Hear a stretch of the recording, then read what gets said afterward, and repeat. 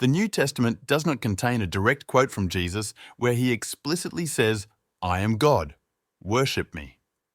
However, many Christians believe that various statements and actions of Jesus, as well as the reactions of those around him, strongly imply his divinity and the appropriateness of worshipping him.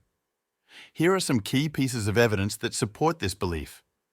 Implicit claims to divinity. John 10:33. Jesus says, "I and the Father are one."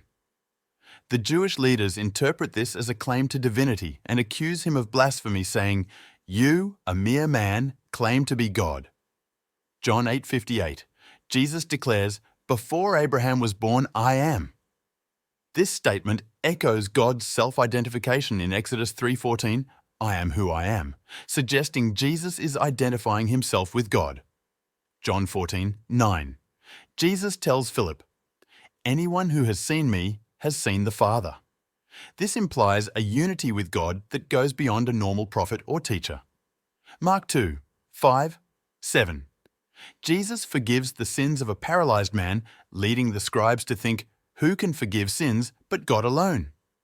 By forgiving sins, Jesus is exercising a divine prerogative. Worship of Jesus, Matthew 2:11.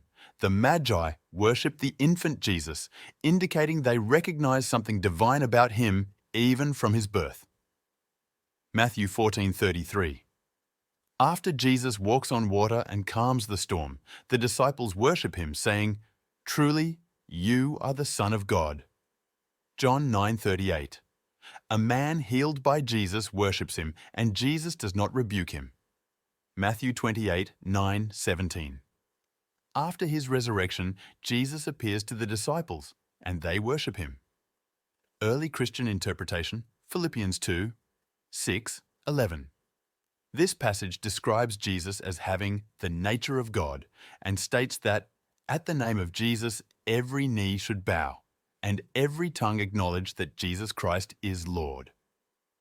Revelation 5:12-14.